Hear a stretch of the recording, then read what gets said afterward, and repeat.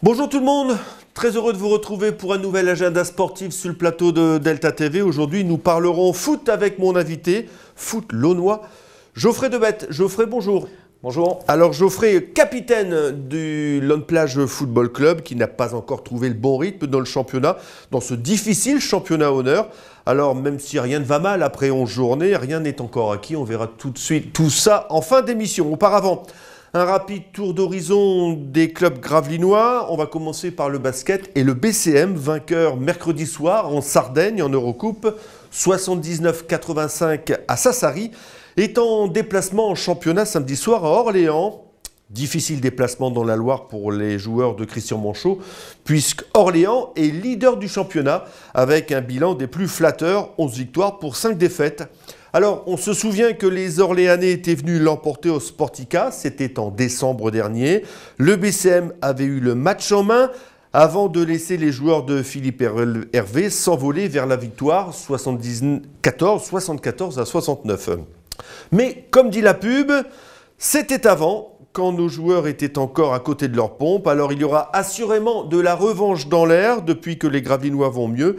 Ils peuvent jouer dans les yeux avec n'importe quelle équipe de Pro A. Coup d'envoi samedi soir à 20h à Orléans. On passe maintenant au handball avec un Gravelines Savigny. Ce sera l'affiche, salle Frédéric Petit au Pont-de-Pierre. On se souvient qu'au match aller, l'USG était allé l'emporter à Savigny 31 à 26. Mais là aussi, c'était avant. Depuis, l'USG est tantôt sur le courant alternatif, tantôt continu. Alors comment seront les hommes de coach d'Arras samedi soir? Bien, c'est la question. Mais une nouvelle fois, le maintien du mois de mai se gagne à la maison toute l'année. Une victoire. Et l'on pourra presque dire que, on pourrait presque voir venir, en tout cas le maintien serait pleinement assuré. Le reste ne serait que du bonus. Coup d'envoi samedi soir à 20h30 au Pont-de-Pierre. Et l'on termine avec les footballeurs gravelinois et le match de la peur, celui à ne pas perdre pour l'USG en déplacement à Paris face au Maccabi. Les Parisiens ne sont pas mieux lotis que nos joueurs puisqu'ils partagent tous les deux la dernière place du groupe A de CFA2.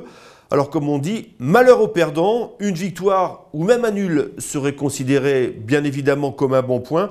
Mais si les hommes de Jules avaient la bonne idée de marquer quelques buts, eh bien ce serait super. Coup d'envoi samedi soir à 18h en banlieue parisienne. Voilà, on ouvre la page maintenant avec notre invité. On reste dans le foot avec Lone Plage. Alors un petit mot, tout d'abord présentez-vous un petit peu Geoffrey. Vous êtes footballeur, ça se voit. Oui. Footballeur, alors, vous avez écumé pas mal de clubs du coin. Oui, j'ai démarré ma formation à Calais. D'accord. On est du Cruf quoi. Voilà, exactement, où j'ai fait pas mal de saisons, on va dire jusqu'en minime cadet. Ensuite, je suis parti à l'AS-Marc, où là j'ai repassé 4-5 ans, jusqu'à l'âge de 19-20 ans, et je suis reparti à Calais, où je suis tombé à l'époque de l'épopée en fait 2000, mais je jouais en équipe réserve, donc avec comme coach Richard Helena, et de l'équipe première, Ladislas Lozano. Donc ça m'a permis, sur ces 3 saisons, j'ai repassé à Calais, forcément de côtoyer quelques bons joueurs, et puis ça m'a permis aussi... Je pense de progresser sur cette période. Et ensuite, vous n'êtes pas resté sur Calais? Vous avez fait combien de temps? Non. Après, je suis reparti à Marc. C'était, je jouais quand même en DH à Calais. Et puis après, ils sont montés l'équipe première. Donc vous avez connu l'épopée, vous avez connu la rétrogradation, si l'on peut dire, administrative et financière. Moi, je suis parti au moment où ils sont montés en national quand même, où ils sont accédés en national. Ils venaient de sortir d'un gros championnat en CFA. Notamment avec Michael Gérard qui est actuellement aussi à Lone Plage avec nous. Donc qui était à Gravelines aussi, Michael Gérard. Oui, voilà, exactement. Et puis, je suis parti à ce moment-là parce que je sentais que ça allait être difficile aussi. Le niveau était assez relevé, beaucoup de joueurs étaient arrivés à Calais. Donc, voilà, pour s'imposer, ça n'allait pas être évident. Et puis, je suis reparti à Marc, où ils étaient à cette époque-là en régional. Donc c'était à nouveau des défis sportifs, ils avaient l'ambition de monter et puis nous sommes arrivés avec d'autres joueurs de Calais. En fait, les montées se sont faites très rapidement, très rapidement. Donc j'ai joué jusqu'en CFA à Marc, où là j'ai fait vraiment de belles saisons. Et puis. Ah, vous étiez dans l'effectif de CFA. Ouais, j'ai toujours voilà, de régional jusqu'en CFA, j'ai toujours resté dans le groupe 1 à Marc. Et puis.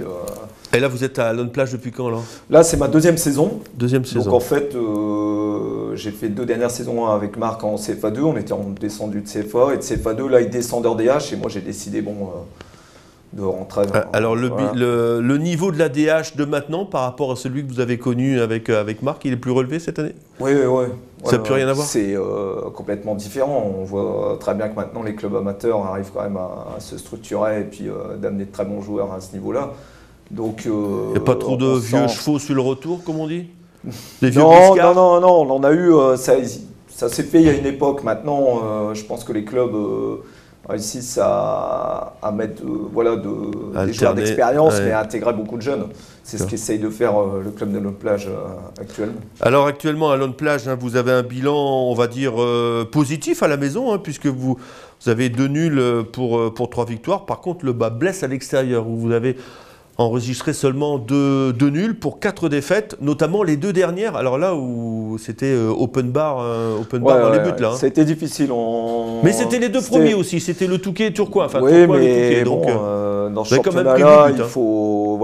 Le problème, c'est qu'on a encaissé pas mal de buts sur les 2 matchs, surtout le premier au Touquet où on a 4-0. Plus ou moins, on avait plus ou moins. C'était un match de reprise. On avait plus ou moins bien démarré, mais bon.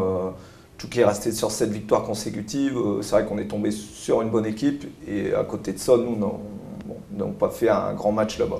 C'est une équipe qui peut jouer le titre. Si, forcément. Ils ont un effectif et des moyens qui leur permettent de jouer le haut de tableau. Après, Tourcoing, c'est exactement le même style d'équipe.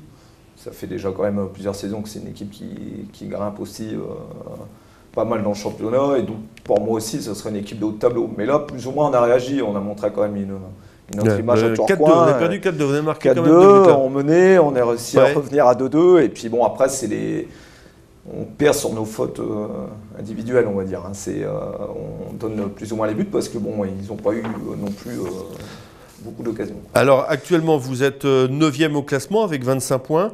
Il y en a deux qui descendent, 22 ou 3. On ne sait pas, c'est selon, vous disiez tout à l'heure, selon les descentes de la CFA2. De la CFA2, en espérant que Gravelines, Marc, Grande-Sainte, c'est ça, parce qu'il y a beaucoup d'équipes du coin quand même en CFA2. Là, entre Marc, Grande-Sainte, Gravelines. Il y a Calais aussi également. Mais bon, Calais reste quand même dans le haut du classement. Mais bon, je pense que ces équipes-là ont moyen de s'en sortir. Voilà, ils ont quand même une bonne structure, un bon effectif. Maintenant, il y a une deuxième partie de championnat qui... Donc, il y en a 2 qui descendent, c'est ça? Vous me disiez tout à l'heure? Oui, je pense, logiquement. Donc, alors, cette semaine, vous recevez la réserve boulonnaise. Alors, avec tous les problèmes, si l'on peut dire, de rencontrer une réserve. Oui, bien sûr. Soit ça descend au niveau inférieur, les pros peuvent descendre.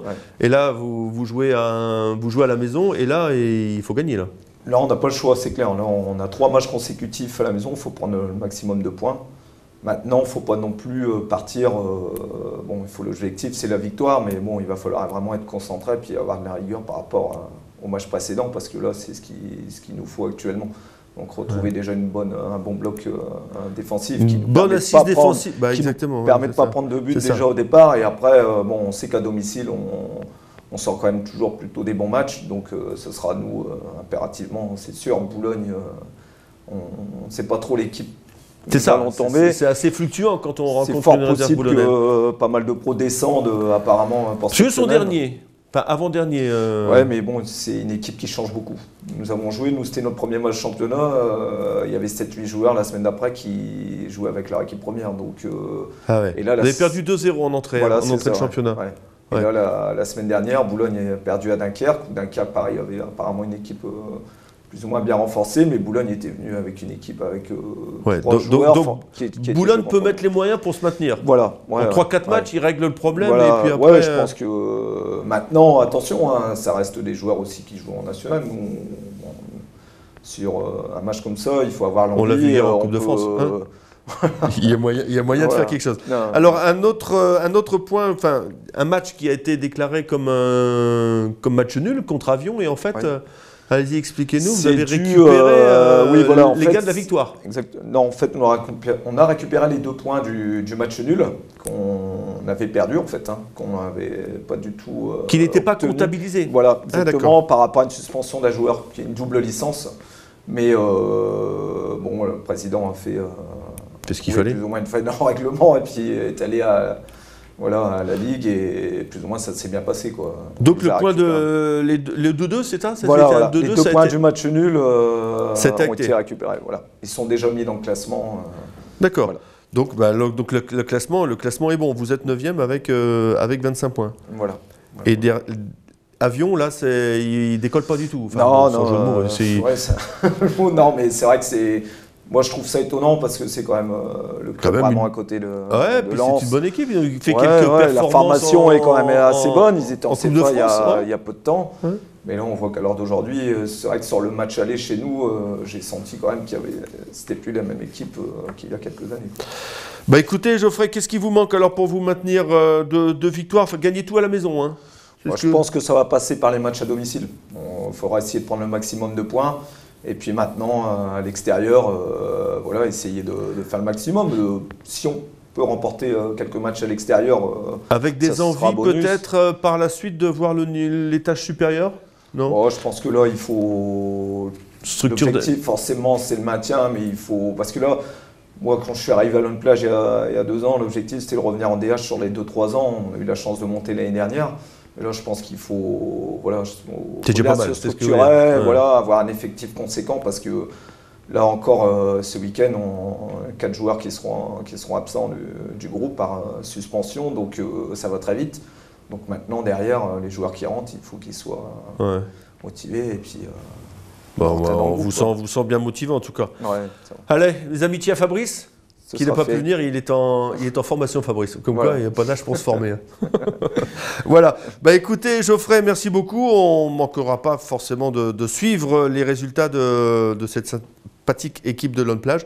Puis on croise les doigts, mais enfin bon, le maintien quand même, je pense que c'est plus que jouable. Vous avez 4 points à l'avance. C'est jouable, mais bon, il y a une deuxième partie de saison à faire. Rien n'est fait. Voilà, exactement. Il ne faut pas s'endormir sur ses lauriers. Geoffrey, merci beaucoup. Nous, on se retrouve pas la semaine prochaine, parce que la semaine prochaine, je ne serai pas là. Donc, vous retrouverez par contre lundi Aurélien pour un nouveau Delta Sport avec des images de Bernard, certainement, et de Cédric. Geoffrey, merci beaucoup. Donc, on peut simplement rappeler l'horaire. On va terminer avec ça. L'horaire, vous jouez samedi soir, dimanche? On joue dimanche à 15h. Dimanche à 15h au stade Rossel. Marcel Rossel. Voilà. Voilà. Allez, merci salut beaucoup. Geoffrey, merci. Au revoir.